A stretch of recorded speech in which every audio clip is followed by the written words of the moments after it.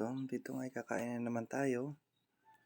Ang ulam natin dito mga kagutom ay sa kanya mga kagutom, dinudurog muna natin yung kanin natin.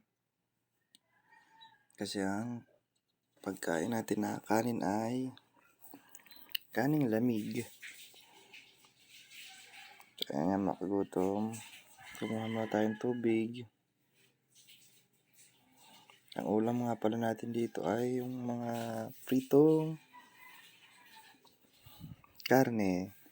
So meron din tayo dyan sinangag, ayan, nakapansin nyo. Gumawa rin tayo ng sausawa na tuyo na may sili. Tara mga kagutom, kain Oh my God! Hindi pa kumakain.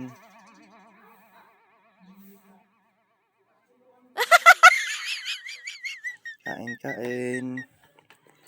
At meron din pala tayo dyan, tortang talong.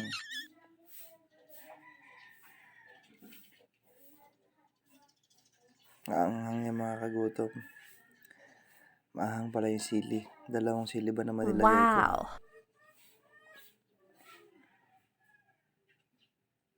Ayan, tortang talong mga kagutom. Wow! Yung isang nasa mangkok para mga kagutom, hindi pala sinunggyan. Yan pala ay pasta. Kasi kung papansin nyo, parang sinunggyan.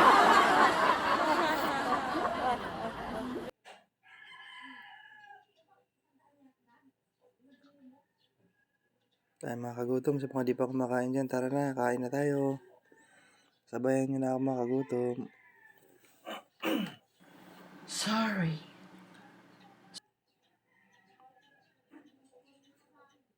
Sa mga di pa kumakain dyan, tara na. Ngayon nga pala mga kagutom, ngayon lang tayo ulit nakapag-ulam ng tortang talong.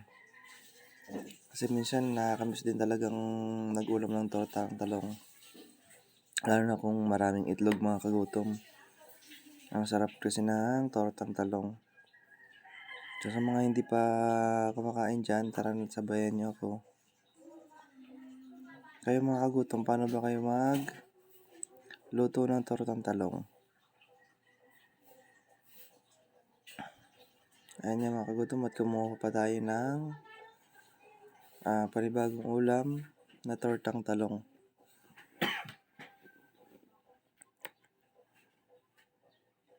Ayun, paubos na rin yung kanin natin.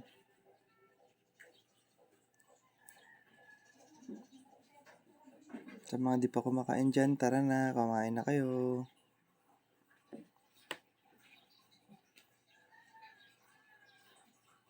Ayun nga, at kumuha tayo ng isang putol ng sili.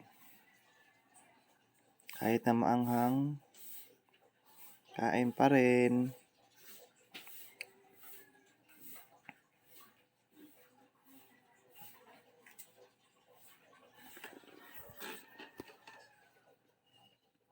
Yung pasta natin hindi nagagalaw.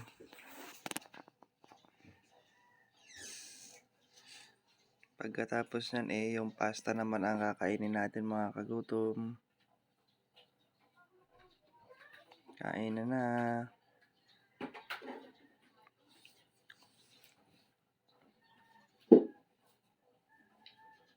So ayun na, paubos na yung kanin natin mga kagutom. Pati yung ulam nating tortang talong.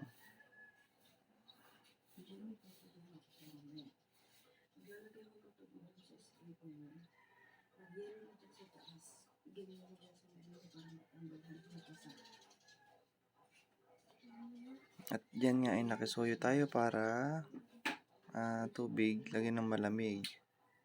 Ay yung yelo natin ay lagyan ng tubig, ay lagyan ng lagyan ng tubig para lamamig.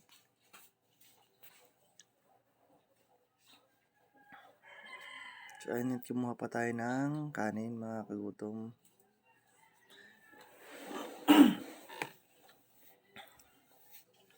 Panibagong kanin kasi kulang yung unang kanin natin. So ayan na, kain na. Sa mga di pa kumakain dyan, tara na.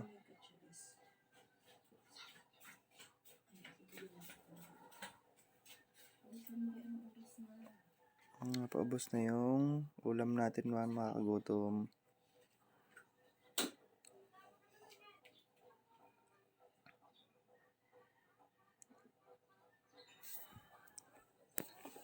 Ayun nga. At sinusaw natin ulit yung huling ulam natin na tortang talong. Ayun nga mga kagutom. Kain na. Kaya mga kagutom, anong mga ulam nyo?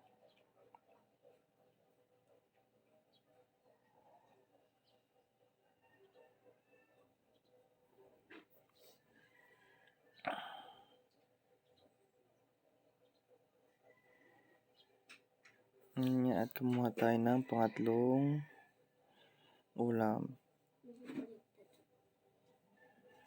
Yan nga, iubos na yung sausawan nating sili na may toyo.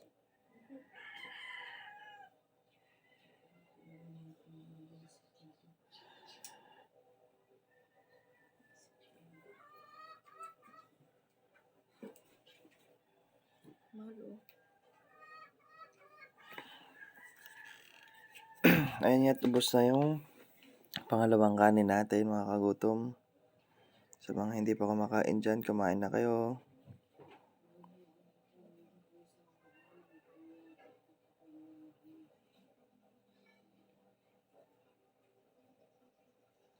At sasawsaw na natin yung talong na ulam natin dahil wala tayong kanin.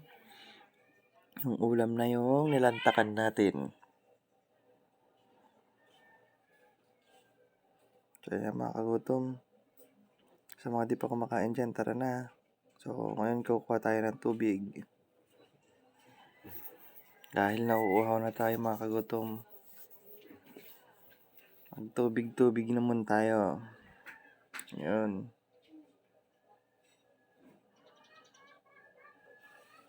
So, ayan yung mga kagutom. Ipipwesto na natin yung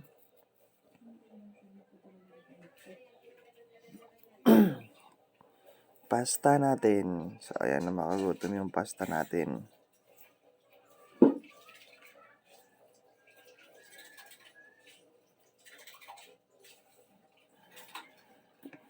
Italian pasta.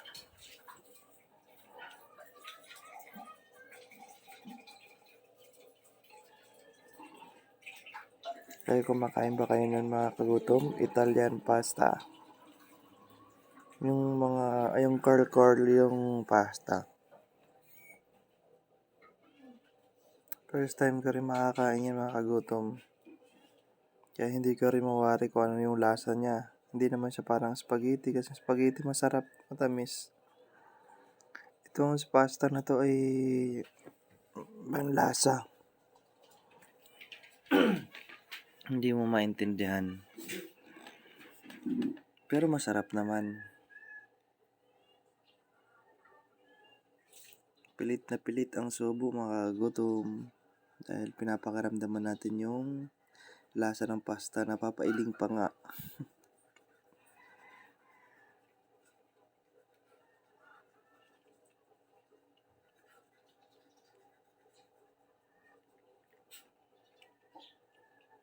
Ayun na mga kagutom. Ayun na sa mga di pa kumakain dyan.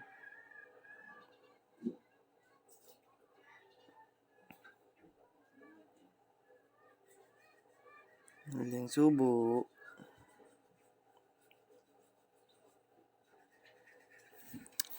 So, ayun na mga kagutom.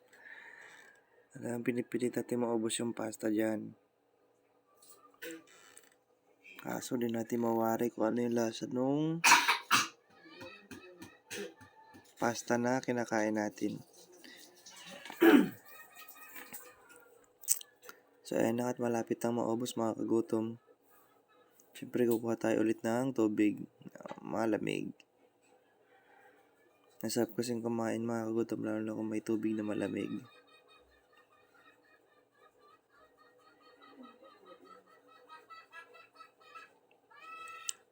So, ayun na mga kagutom. Okay na tayo. So, maraming salamat sa panonood.